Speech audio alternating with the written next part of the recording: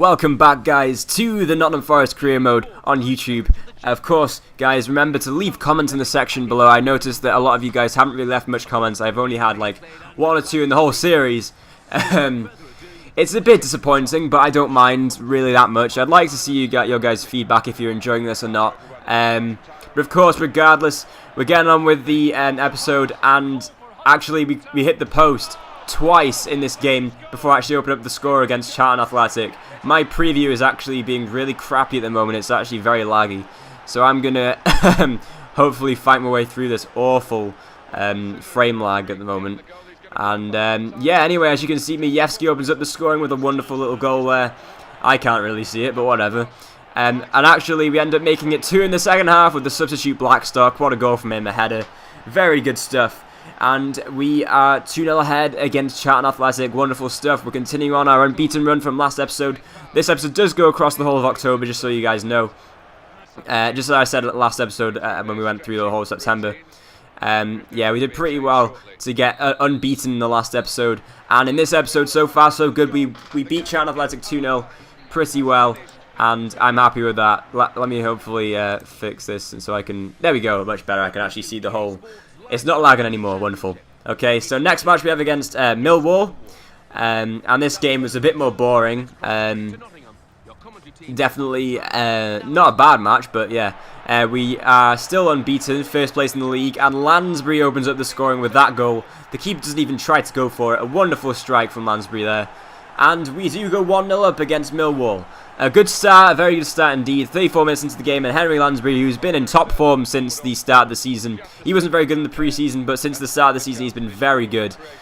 He scores another goal there, but somehow, I'm not sure why, they get a penalty. I have no idea how they got the penalty. But yeah, they get the penalty. Morrison's about to take it. Can Darlow, the best keeper in the championship, save it? Not quite. He goes the right way, almost gets a hand to it, but no. Morrison puts in a great penalty, and it is 1-1 just a few minutes later from when we scored. Very controversial. I didn't really think there was anything to give the penalty for. But yeah, we still had a chance here. Lansbury almost making it 2-1. What a good attempt that was. A bit unfortunate not to make it 2-1 there. In the second half, however, we did have Jebo, who actually did make it 2-1. And we go ahead in the 70th minute, 2-1 with a goal from Jebo. And, you know, happy days. We ended up winning the match again. 2-1 against Millwall. We are still undefeated. We are on a hell of a winning run. And now we go up in the 3rd match of the episode and we take on Bolton away. Bolton are potentially the strongest side we are going to take on in this career mode. Besides QPR, we have already taken them on and got a draw. They started off very strong, almost opening the scoring. They hit the post, actually. But we still managed to stay strong. We weren't playing too particularly well. But Jebo gets another header and makes it 1-0 to Nottingham Forest early on in the game, just 17 minutes in. I thought we were going to win again. 6 clean sheets from Carl Darlow, even, as you can see. League's best. He is the best keeper in the league at the moment. Not surprised. He's done absolutely amazing for me. Patson gets a booking in this episode, which is quite interesting. He actually gets booked twice in this episode. I don't think I showed the second time. But yeah, it's quite interesting. He's starting to get a bit impatient. But yeah, Bolton kept piling on the pressure. Actually took until the second half for them to do anything interesting, though. They actually... Carl Darlow actually saves the first shot, but bad clearance lands at Mark Davis's feet. Or is it Mark Davis? I don't know. It's Davis's feet anyway. And he makes it 1-1. I don't know his first name. I just know it's M. Davis. It could be Matthew. It could be Michael. It could be anything. But yeah, they do make it 1-1. And we actually make a substitution here. We take off Patterson, bring on Mackie just to be safe. And then, before you know it, they make it 2-1. In the 70-something minute, the 72nd minute, Clow makes it 2-1. But we are quick to make it 2-2 with Cox making it level. A wonderful strike from him after a cross from, I think it was Mackie or someone like that. I'm not sure who it was, but look at that for a cross. And look at this for a touch from Cox there, making it 2-2. And then all of a sudden, they put it away. Lee gets a goal in the 78th minute, just a few minutes after we scored. And they make it 3-2. This was a 5-goal thriller already. Still 12 minutes to go, so it could go either way. We could still pull 1 or 2 goals back and end up winning the match. But unfortunately, we don't do that. We do actually lose the first game in this season for us. Unfortunate to lose, really. We didn't play too bad. We didn't play very well defensively, see as they did score 3 goals. But yeah, Guy Musi actually thanks us for us playing him so much, and he's very happy with it. And as you can see there, all of a sudden, it changes, and he's homesick. What the hell, EA? 1 minute he's happy, the next minute he wants to leave. Fuck you. That's so stupid. Come on. But anyway, next match, we are in the Championship again, as you can probably tell. The 4th match in the Championship, and we're taking on Doncaster Rovers, the Yorkshire side. And we actually took them on in one of the rounds of the Capital One Cup. They were a very difficult team to beat. I think we actually took them to penalties before we did beat them. And Blackstock opens up the scoring with a wonderful strike there, making it 1-0 in the 45th minute just before half-time. He has 6 league goals this season. He's been our top scorer so far. Absolutely fantastic from him. Look at this strike. The keeper can't get anything onto it. Wonderful goal from Blackstock, and we are 1-0 up. And yeah, there is actually a corner here in the last minute of the match where Lascelles, of course it would be him, Jamal Lascelles, possibly big star in the centre-back position. He'll probably be the future of this Nottingham Forest side, at least in terms of defence. He makes it 2-0 in the last minute of the match with a wonderful header from that corner, and we do end up holding this lead, which you will probably see in a few seconds, 2-0 to Nottingham Forest, and we breeze past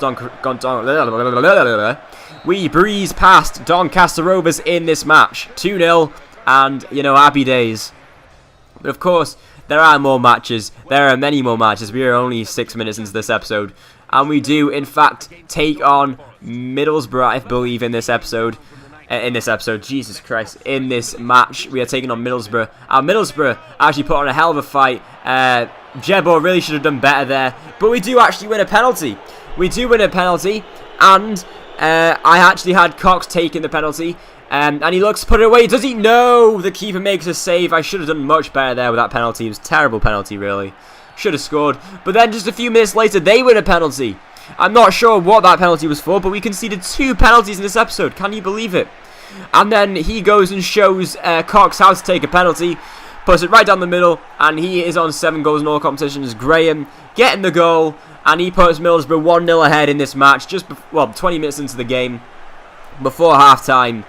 And you know what, I wasn't very happy, but we didn't manage to do much before, you know, they carried on with the pressure. 45 minutes in, they actually get another chance. Some bad defending here, not very good clearance, and they get a tap in there. A bit of a sweaty goal from Carriol, if that's how you say his name. But yeah, anyway, in the second half, we actually came back a little bit. I believe that is Majewski who makes it 2-1. Wonderful strike from him in the 64th minute. And then we go on to try and make it 2-2. Mackie here in the 88th minute. Can you believe it? He makes it 2-2. Mackie, as it says there, in the 89th minute, even though it was the 88th minute, does make it 2-2. And there was literally no time for either of us to come back. A goal right off the post there. And it is a draw. We actually do not lose this match. We get a draw, which is very lucky. We probably should have lost that match. But no, we did in fact get a draw. Happy days again. And again, there are more rumours about him leaving. And again, he has actually confirmed it. He wants to leave. He is homesick and he doesn't want to stay here. So we're going to have to get rid of Musi. It's kind of a shame, really, because he's a good player. He's a good CDM. But once we do get rid of him, we'll have to replace him. So let me know, guys, in the comments, who should we replace Musi with as our CDM? We do have Bentaleb, but we need a replacement. Like, we can't just leave it like this, can we? Anyway, we move on to the next match in the episode. I think we are... we're the team playing in red, I believe. We're the home team, of course. So we are playing in red. I was confused because we do play in black as well. But no, it is Nottingham Forest who play in the red in this match. Bournemouth playing in the black. And Lansbury makes it 1-0. Lansbury again scoring in this episode. He's been, as I said, on top form. 16 minutes in and he makes it 1-0. Very good play here. I think Patterson with the assist and a good goal there. Low and hard, as you should do it. And then this goal came. Very nicely worked goal from Bournemouth. Can't complain about that. It was a very good goal. But yeah, I wasn't very happy with that. I would have preferred to score like Patterson just did. What a goal that was. Probably the best goal of this month, actually. If we get a replay of that, and I think I have a replay of it, he actually turns on the inside of the player. What a pass here from, I think it was Cox. And he turns inside on that player and just hits it low and hard past the keeper to make it 2-1, just out of the keeper's reach. And we do actually win this match 2-1, thanks to that great goal from Patterson. He has scored a few beauties in this career mode, hasn't he? Yeah, probably the best young player we've got in this team. And then we go against Everton in the final match of this month. In this episode, we go against Everton in the Capital One Cup, and this match was so difficult. They were all over us practically the whole game. They actually do open up the scoring with this goal here from Ross Barkley. A bit of a crappy goal that. They could have scored a bit better goal than that, I'm sure. But they do open up the scoring before half-time, 1-0 to Everton. But of course, that does not mean we go down without a fight. Musi, the guy who wants to leave, actually crosses in very well to Cox, who puts it away. And we do actually level with them.